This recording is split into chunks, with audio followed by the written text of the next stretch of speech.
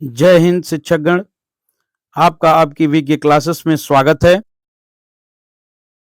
यहाँ से अन्य परीक्षा में भी आपको मदद मिलेगी, जैसे UP TET, C TET, super TET, UPP, SSC, PET. कृपया आपके इस परिवार को सपोर्ट के रूप में लाइक, शेयर, सब्सक्राइब जरूर कीजिए। आपका दिन शुभ हो। आगे बढ़ते हैं। आज सुपर टेट के इस तीसरे वीडियो में आपका स्वागत है। आज जियोग्राफी अर्थात भूगोल के 61वें प्रश्न और आज का पहला प्रश्न लेकर के हम आए हैं।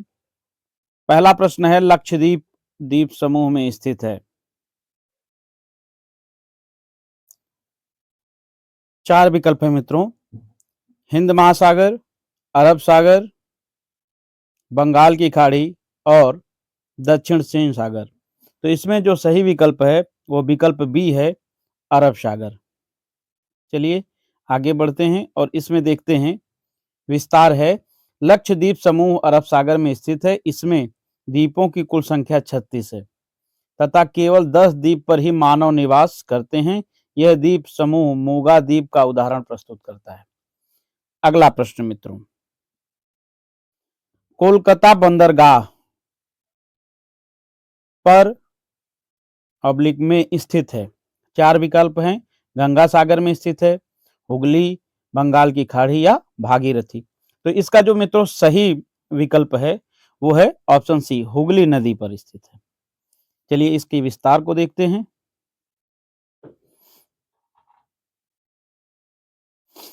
कोलकाता बंदरगाह हुगली नदी के तट पर स्थित है, पश्चिमी बंगाल में स्थित है। इस बंदरगाह का प्रमुख पोताश्रय, खीरीपुर तथा समुद्र तट पोतश्रय को डायमंड हार्बर के नाम से भी जाना जाता है। भारत में उष्णकटिबंधीय वन वर्षा वन पाए जाते हैं। इसके 4 विकल्प हैं मित्रों। पहला मध्य प्रदेश, दूसरा हिमाचल प्रदेश, तीसरा अंडमान निकोबार द्वीप समूह और चौथा राजस्थान। इसमें जो सही विकल्प है मित्रों वो है अंडमान निकोबार द्वीप समूह पर उष्णकटिबंधीय वर्षा वन पाए जाते हैं। चलिए हम चलते हैं अपने अगले प्रश्न पर। लौटते मानसून के समय आर्द्र पवनें बहती हैं। 4 विकल्प हैं मित्रों, घाटी से मैदान की ओर, दूसरा स्थल से समुद्र की ओर, तीसरा समुद्र से स्थल की ओर और चौथा पठार से मैदान की ओर। तो इसमें मित्रों जो सही ऑप्शन है वो है ऑप्शन बी, स्थल से समुद्र की ओर। लौटते मानसून के समय आर्द्र पवनें स्थल से समुद्र की ओर बहती हैं। चलिए मित्रों ये प्रश्न पूछे गए हैं सीटेट जूनियर में 2013। चलिए अगला हमारा प्रश्न है, भारत की मानक देशांतर रेखा है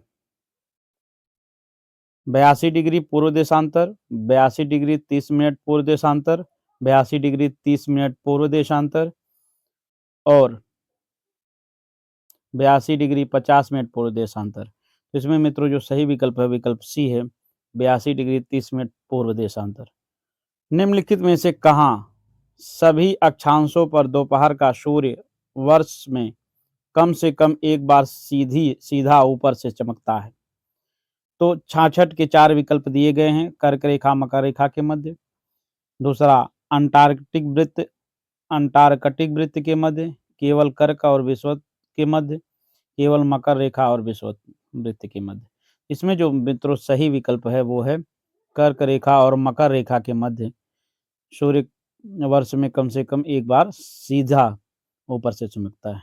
चलिए आगे बढ़ते हैं और आज का हमारा अगला प्रश्न है, जैवमंडल के विषय में सबसे उपयुक्त कथन है।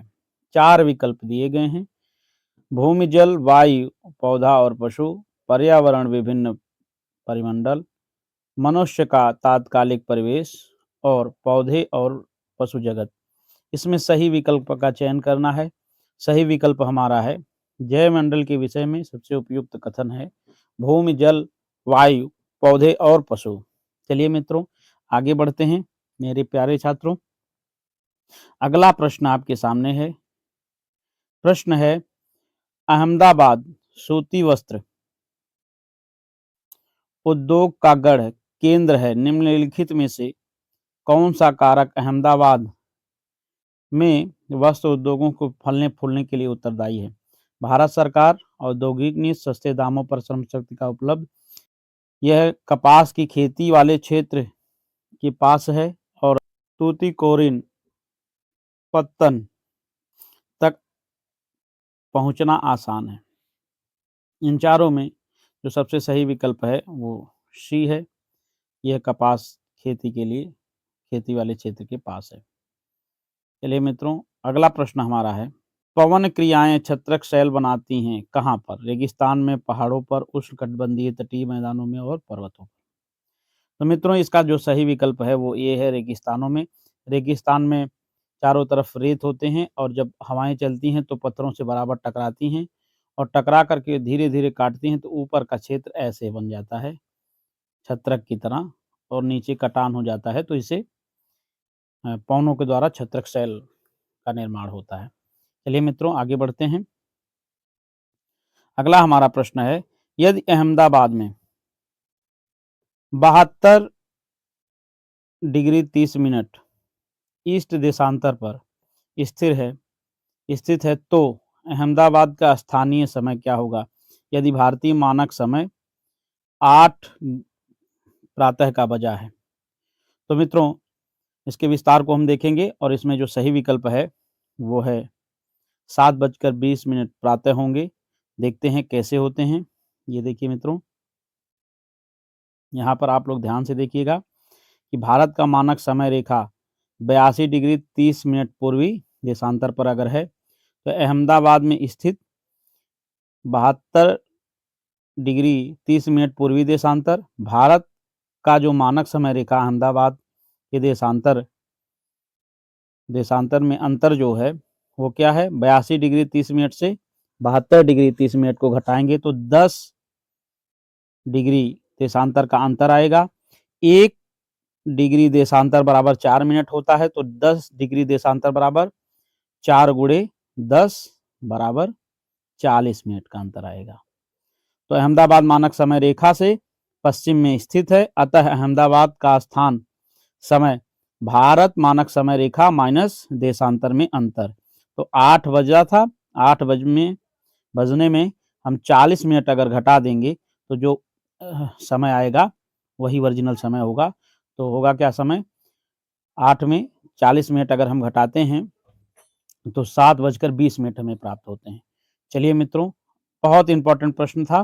शांति मोमिन और देवंग समुदाय में लगे हुए थे।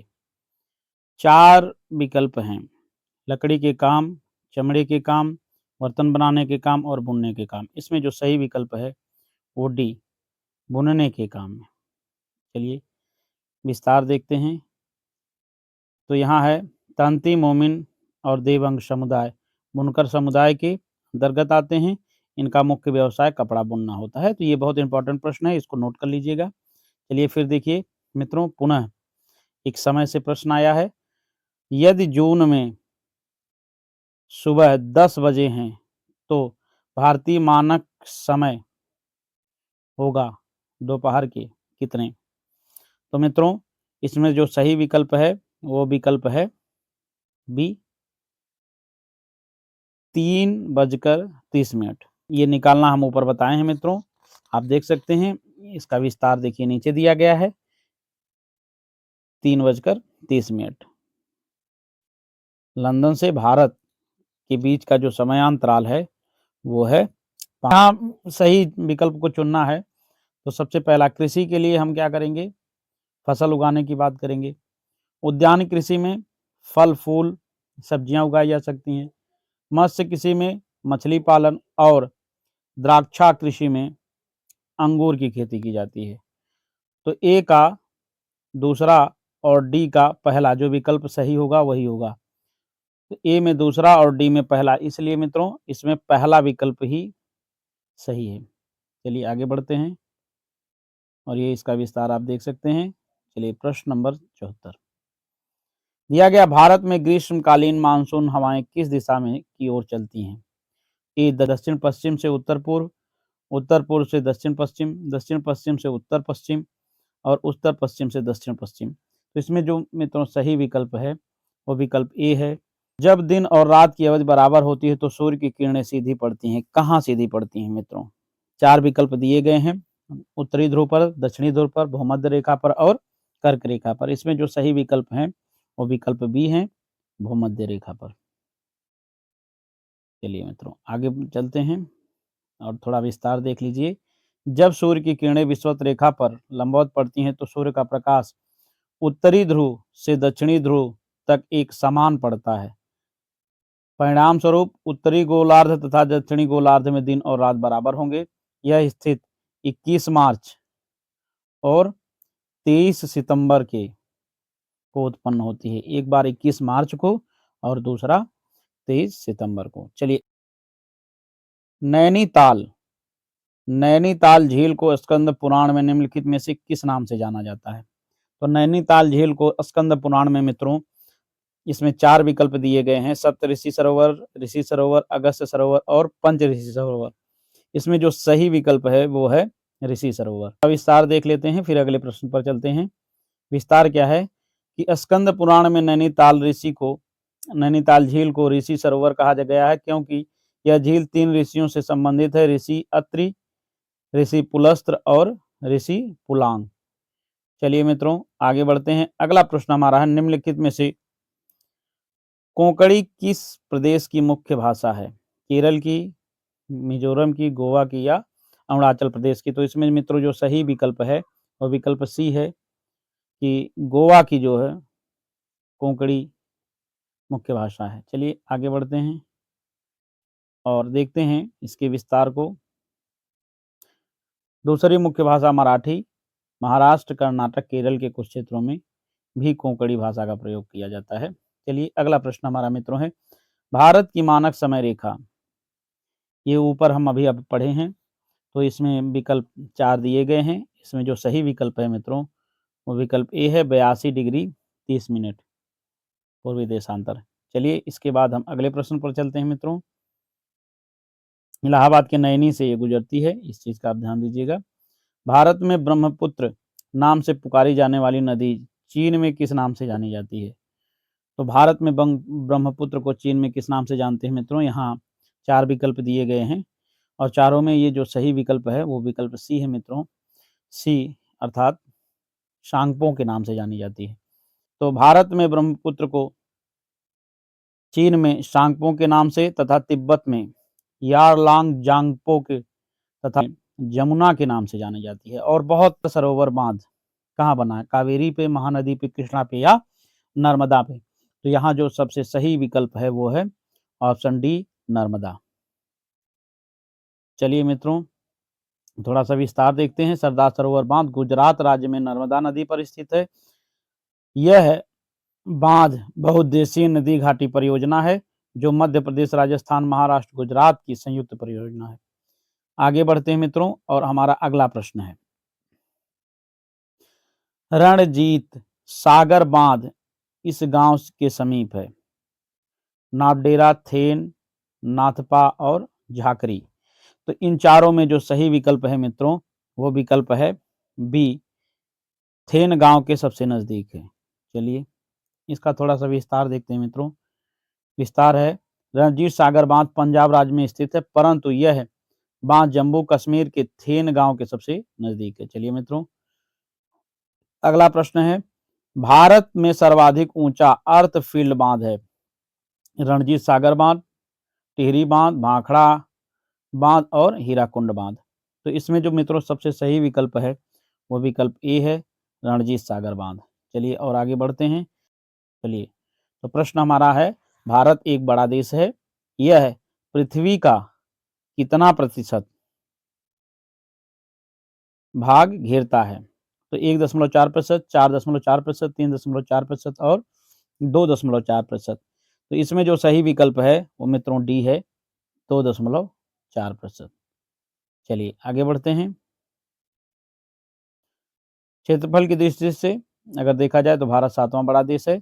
जनसंख्या की दृष्टि से देखा जाए तो भारत पहला बड़ा देश है। यहाँ ये पुराना तथ्य है, इस समय भारत पहले स्थान पर पहुंच गया है, लेकिन अगर हम पुराने तथ्यों को देखें तो दूसरा बड़ा स्थान रखता है।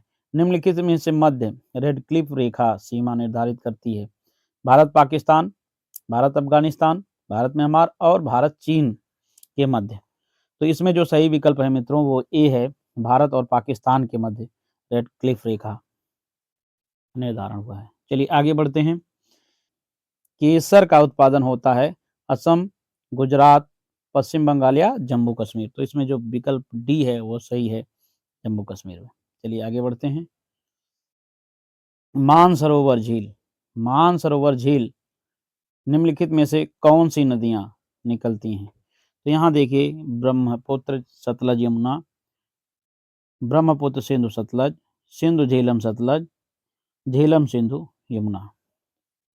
तो यहाँ हम मित्रों अगर देखेंगे तो यहाँ सबसे जो सही विकल्प है वो है बी, ब्रह्मपुत्र, सिंधु और सतलज। निम्नलिखित में से कौन सी फसलें उत्पादन में सर्वाधिक क्षेत्रफल घेरती हैं? तो सबसे ज़्यादा क्षेत्रफल घेरने वाली यहाँ 4 विकल्प हैं, जौ, मक्का, गेहूँ, ज्वार, बाजरा, चावल। इसमें जो सबसे सही विकल्प है वो है चावल का। आगे बढ़ते हैं मित्रों। निम्नलिखित में से भारत का क्षेत्रफल विश्व के कुल भौगोलिक क्षेत्रफल का कितना प्रतिशत है? यहाँ 4 विकल्प मित्रों दिए गए हैं, इसमें जो सही विकल्प है 2.4 है। चलिए आगे बढ़ते हैं। अगला प्रश्न हमारा है कि भारत में किस राज्य की सर्वाधिक तटीय सीमा है? तो भारत में कौन सा ऐसा राज्य है जिसमें सर्वाधिक तटीय सीमा है? तो वो मित्रों गुजरात है, अर्थात ऑप्शन सी सही है। भारत में किस राज्य की सर्वाधिक तटीय सीमा है? गुजरात की है। चलिए आगे बढ़ते हैं और यहाँ देखते हैं कि गुजरात राज्य की तटीय सीमा जो है वो 1214.7 किलोमीटर लंबी है। इसके बाद मित्रों अगला प्रश्न है, गिरि राष्ट्रीय उद्यान स्थित है कहाँ? राजस्थान, गुजरात, महाराष्ट्र या असम में? तो इसका जो सही विकल्प है गिर राष्ट्रीय उद्यान जो है गुजरात में स्थित है और ये एशियाई शेरों के लिए प्रसिद्ध माना जाता है। चलिए अगला हमारा प्रश्न है मित्रों, झूम कृषि भारत में कौन से भाग में की जाती है? पश्चिमी घाट, मध्यवर्ती घाट, दक्षिण भारत या पूर्वी भारत? तो इसका जो सही विकल्प है मित्रों वो डी है और उत्तर पूर्वी भारत यहाँ सही ऑप्शन है। आगे बढ़ते हैं। देखिए दिया गया है झूम कृषि कृषि की एक पद्धति है जो उत्तर पूर्वी राज्यों जैसे नागालैंड, मिजोरम, मणिपुर, त्रिपुरा आदि में की जाती है। इस पद्धति में जंगलों को काट कर खेती की जाती है। चलिए मित्रों आगे बढ़ते हैं। भारत की पूरब से पश्चिम की चौड़ाई क्या है? 4 विकल्प दिए गए हैं, पूरब से पश्चिम अर्थात ये माप करना है। तो मित्रों इसमें 4 विकल्प हैं, इसमें जो विकल्प डी है वो सबसे ज़्यादा सही है, अर्थात 29-33 किलोमीटर जो है पूरब से पश्चिम की चौड़ाई है। अगला देखते हैं और इसमें कुछ इंपॉर्टेंट पॉइंट है उसको देख लेते हैं। भारत में पूर्व से पश्चिम चौड़ाई जो 2933 किलोमीटर है, भारत की पूर्वी छोर किबीथू अरुणाचल प्रदेश में तथा पश्चिमी छोर गौर मोता गुजरात में है। चलिए मित्रों आगे बढ़ते हैं। अगला हमारा प्रश्न है, बुग्याल से आशय है ये क्या है? पहाड़ों में स्थित घास के मैदान है, सूखे जंगल, रेगिस्तानी प्रदेश, उपयुक्त में से कोई नहीं। इसमें जो सबसे सही विकल्प है वो है पहाड़ों में स्थित घास के मैदान। आगे बढ़ते हैं मित्रों। अगला प्रश्न हमारा है, निम्नलिखित में से कौन सा विकल्प सुमेलित नहीं है? कल्पक्कम तमिलनाडु, तारापुर राजस्थान, नरोरा उत्तर प्रदेश या कैगा कर्नाटक? इसमें जो सबसे सही विकल्प है मित्रों वो विकल्प बी है, तारापुर जो है राजस्थान से सम्मिलित नहीं है। चलिए देखते हैं कौन किससे सुमेलित है। तो कल्पक्कम तमिलनाडु से, तारापुर महाराष्ट्र से, नरोरा उत्तर प्रदेश से और कैगा कर्नाटक से। राजस्थान में रावत भाटा परमाणु ऊर्जा केंद्र है। चलिए आगे बढ़ते हैं। अगला प्रश्न हमारा है, देश जिसकी भारत के साथ सबसे लंबी अंतर्राष्ट्रीय सीमा है वो कौन सा देश है मित्रों? तो वो देश है ए, बंगाल। आगे बढ़ते हैं और हमारा अगला प्रश्न है, कि निम्नलिखित में से सबसे लंबी नदी कौन है? गंगा, ब्रह्मपुत्र, यमुना या चंबल? तो इसमें सबसे जो सटीक आंसर है वो मित्रों है विकल्प बी, ब्रह्मपुत्र। भारत में सबसे लंबी नदी गंगा। अब देखते हैं इसकी क्या लंबाई है। तो यहाँ देखिए गंगा जो है 2525 किलोमीटर और ब्रह्मपुत्र जो पहला स्थान बनाती है 2900 किलोमीटर। चलिए मित्रों, यमुना का 1376 और चंबल का 960 है। अगला हमारा प्रश्न है, कश्मीर को शेष भारत में जोड़ने वाला दर्रा कौन सा दर्रा है? 4 प्रकार के दर्रे दिए गए हैं यहाँ पे, नोट दर्रा, बनिहाल दर्रा, बोलन दर्रा और काकोरम दर्रा। तो इसमें जो सही विकल्प है वो मित्रों है बनिहाल दर्रा। चलिए देखते हैं इसमें थोड़ा सा विस्तार। राष्ट्रीय राजमार्ग संख्या 1 पर ही बनिहाल दर्रा स्थित है। यह दर्रा जवाहर सुरंग के द्वारा कश्मीर घाटी तथा शेष भारत को आपस में जोड़ता है। चलिए मित्रों, इसके बाद हम चलते हैं अपने अगले प्रश्न पर। हमारा अगला प्रश्न है, निम्नलिखित में से कौन सा राज्य भारत का सर्वाधिक चांदी उत्पादन करने वाला राज्य है? तो सबसे ज्यादा चांदी कहाँ उत्पादित की जाती है मित्रों, कहाँ पाई जाती है? इसमें विकल्प ए सही है कि सबसे ज्यादा भारत में चांदी जो है कर्नाटक में पाई जाती है। अगला प्रश्न हम देखते हैं हमारा, तो दिया गया है रबी की फसल की बुआई की जाती है मित्रों। तो यहाँ देख लीजिए, आप थोड़ा सा दिमाग लगा लीजिएगा। रबी मतलब जब सूर्य को कहते हैं और सूर्य जब चमकता है तो गर्मी का महीना होता है, लेकिन ऐसी फसलें जब बोई जाती हैं तो उस समय ठंडी होती है। तो अगर हम यहाँ समय का अनुमान लगाते हैं तो जून से जुलाई होगा, अक्टूबर से नवंबर होगा, जनवरी से मार्च होगा या मार्च से मई होगा। तो इसका जो सही विकल्प है मित्रों वो विकल्प बी है, अक्टूबर से नवंबर के मध्य। चलिए अगला हम चलते हैं और आज का ये लास्ट प्रश्न है, देखते हैं। और यहाँ थोड़ा सा मित्रों आप देख लीजिएगा कि सभी के बारे में दिया गया है। रबी की फसल अक्टूबर से नवंबर, खरीफ की फसल जून से जुलाई और जायद की फसल अप्रैल से मई के मध्य की जाती है। आज का हमारा लास्ट प्रश्न है। अगर ये वीडियो आपको पसंद आई हो तो इसे लाइक शेयर सब्सक्राइब जरूर कीजिएगा। ये वीडियो सभी प्रतियोगी परीक्षाओं की दृष्टि से इम्पॉर्टेंट है और खासकर सुपर टेट की दृष्टि से बनाया गया है। तो इसमें सुपर टेट और यूपी टेट सी टेट की भी प्रश्न सम्मिलित हैं जो सुपर टेट में पूछे जाने की आसार हैं, उन प्रश्नों को हम यहाँ सम्मिलित किए हैं। और आज का ये आखिरी प्रश्न है। ये वीडियो आपके लिए बहुत उपयोगी साबित होगी, इसे लाइक शेयर सब्सक्राइब जरूर कीजिएगा। चलिए देखते हैं, मंगला तेल कुआं स्थित है हरियाणा में, राजस्थान में, गोवा में या असम में? तो प्रश्न नंबर 100 का जो सही आंसर है वो बी है, राजस्थान में। और इसके बारे में देखते हैं मित्रों, यहाँ है मंगला तेल क्षेत्र, राजस्थान के बाड़मेर जिले में स्थित है। 1 जनवरी 2004 में इस तेल क्षेत्र की खोज हुई थी। आप आखिरी तक बने रहे हमारे वीडियो में। बहुत बहुत धन्यवाद, बहुत बहुत आभार।